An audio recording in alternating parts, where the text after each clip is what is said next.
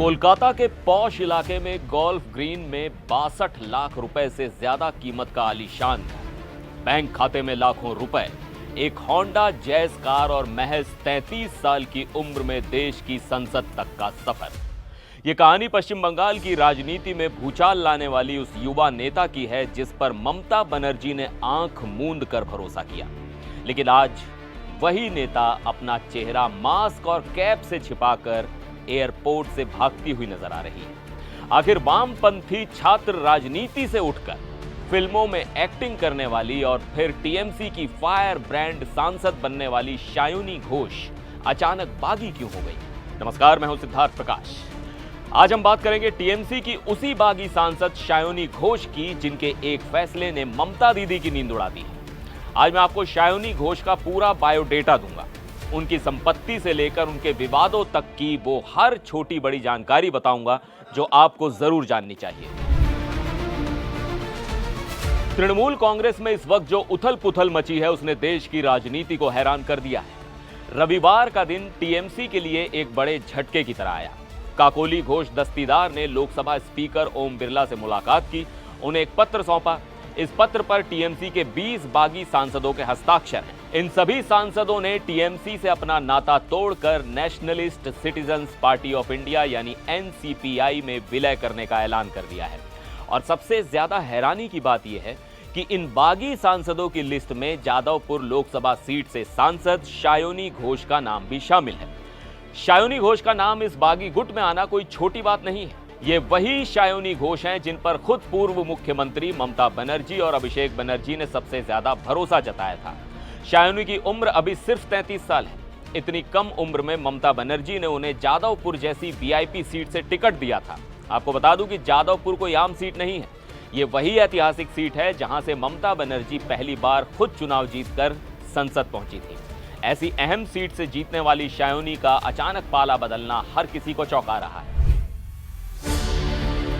शायुनी घोष का सफर हमेशा से दिलचस्प रहा है। जादवपुर यूनिवर्सिटी में पढ़ाई के दौरान शायुनी घोष का रुझान लेफ्ट विचारधारा की तरफ था। वो वामपंथी दलों के स्टूडेंट विंग एआईएसएफ के साथ सक्रिय रूप से जुड़ी रही थी। लेकिन राजनीति का यह सफर बीच में ही रुक गया। कॉलेज से निकलने के बाद महज 17 साल की उम्र में शायुनी ने ग्लैमर की दुनिया का रुख कर लिया। वो एक्टिंग और गायकी में अपनी किस्मत आजमाने चली गई। साल 2010 में उन्होंने बंगाली टेलीफिल्म इच्छेदाना से अपने एक्टिंग करियर की शुरुआत की। इसके बाद बंगाली फिल्म नोटोबोर नॉट आउट के जरिए उन्होंने बड़े पर्दे पर शानदार एंट्री मारी। उनकी एक्टिंग को लोगों ने पसंद किया और इसके बाद उन्होंने शोत्रु, कनामाची, अंतराल, एकला चौलो, अमर सहोर, बिटनून, मैयर बीए और राज कहिनी जैसी कई हिट बंगाली फिल्मों में अपने अभिनय का जलवा बिखेरा। शायुनी सिर्फ एक्टिंग तक ही सीमित नहीं रही। साल 2013-14 में जलसा मूवीज के लिए लाइव टेलीकास्ट के दौरान कलकत्ता फुटबॉल लीग की को-होस्टिंग भी वो करती नजर आई थी। वो बंगाल के युवाओं के बीच एक जाना माना चेहरा बन चुकी थी। राजनीति में आने से पहले ही शायुनी घोष एक ऐसे बड़े विवाद में फंस गई थी जिसने पूरे देश का ध्यान खींचा था। यह विवाद साल 2021 में तब शुरू हुआ जब शायुनी के सोशल मीडिया अकाउंट एक्स से किया गया एक पुराना ट्वीट अचानक वायरल हो गया। यह ट्वीट फरवरी 2015 का था। इस ट्वीट में एक बेहद आपत्तिजनक तस्वीर पोस्ट की गई थी। तस्वीर में एक महिला को हिंदुओं के पवित्र प्रतीक शिवलिंग के साथ ओछी हरकत करते दिखाया गया था। सबसे बड़ी बात यह थी कि यह पोस्ट महाशिवरात्रि के ठीक आसपास की गई थी। इस तस्वीर के साथ कैप्शन में लिखा था, gods could not have been more useful, यानी भगवान इससे ज्यादा उपकारी नहीं हो सकते। जैसे ही ये पोस्ट वायरल हुई, हिंदूवादी संगठनों और भारतीय जनता पार्टी ने जबरदस्त हंगामा खड़ा कर दिया। शायुनी घोष पर धार्मिक भावनाओं को ठेस पहुंचाने और हिंदू संस्कृति का सरेआम अपमान करने के बेहद गंभीर आरोप लगे। त्रिपुरा के पूर्व राज्यपाल और दिग्गज बीजेपी नेता तथागत रॉय सहित कई बड़े नेताओं और आम लोगों ने इसके खिलाफ थानों में एफआईआर दर्ज करा दी। जब मामला हाथ से निकलता दिखा और विवाद कुछ ज्यादा ही बढ़ गया, तब शायुनी घोष बैकफुट पर आ गई। उन्होंने तुरंत उस विवादित पोस्ट को डिलीट किया और सार्वजनिक रूप से हाथ जोड़कर माफी मांगी।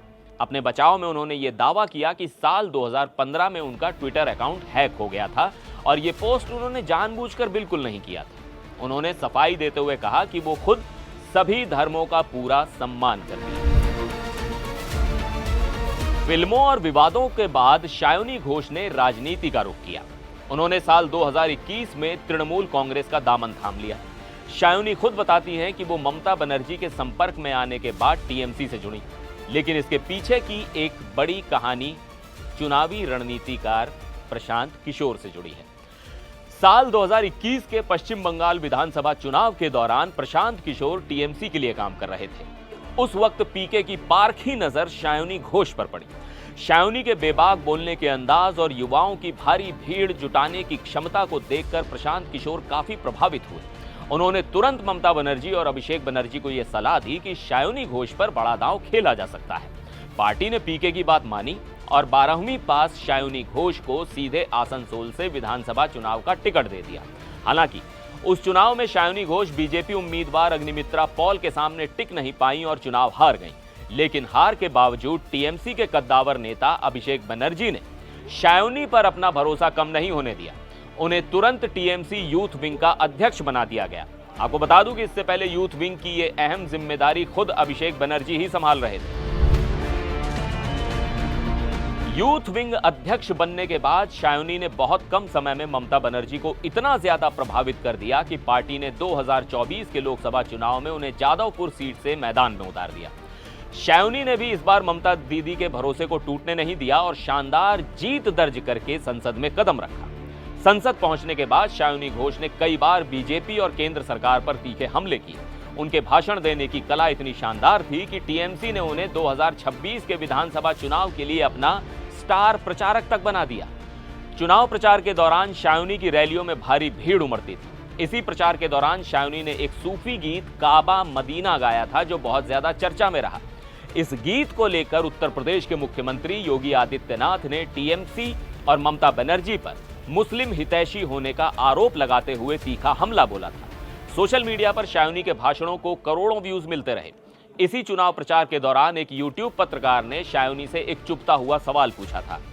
पत्रकार ने पूछा था कि जैसे दिल्ली में आम आदमी पार्टी की हार के बाद राघव चड्ढा और उनके साथ अन्य सांसद बीजेपी में शामिल हो गए, तो क्या आप भी टीएमसी के हारने पर बीजेपी में जाने जैसा कोई कदम उठा सकती हैं? इस पर शायोनी ने तंज कसते हुए बहुत ही बेबाक अंदाज में कहा था, मैं चड्ढा नहीं हूं जो चड्ढी बन जाऊंगी। उनका सीधा इशारा राष्ट्रीय स्वयंसेवक संघ की तरफ था। लेकिन वही शायोनी घोष आज जब टीएमसी के बागी गुट में शामिल हो गई हैं, तो वो मीडिया का सामना नहीं कर पा रही हैं। बागी लिस्ट में नाम आने के बाद शायोनी को पहली बार कोलकाता एयरपोर्ट पर देखा गया, जहां वो अपना चेहरा बुरी तरह से छुपाए हुए थी। जो शायोनी हमेशा साड़ी में बेबाकी से बोलती थी, वो उस दिन जीन्स, टॉप, कैप और मास्क में नजर आई। रविवार को जब दिल्ली एयरपोर्ट पर पत्रकारों ने उन्हें घेरा, तो उन्होंने सिर्फ इतना कहा कि वो अपना पाला बदलने को लेकर केवल अपने जादवपुर लोकसभा क्षेत्र के लोगों को ही जवाब देने के लिए जिम्मेदार है। इसके अलावा वो किसी और को कोई जवाब नहीं देंगे। अब बात करते हैं शायोनी घोष की संपत्ति की। 2024 के लोकसभा चुनाव में चुनाव आयोग को दिए गए अपने हलफनामे के मुताबिक शायोनी घोष एक ठीक ठाक लाइफ जीती हैं। हलफनामे के मुताबिक उनके सेविंग्स अकाउंट में 35,000 रुपए नकद जमा है। इसके अलावा एचडीएफसी बैंक और यूको बैंक में रेकरिंग डिपॉजिट के तौर पर 10,25,000 रुपए जमा है।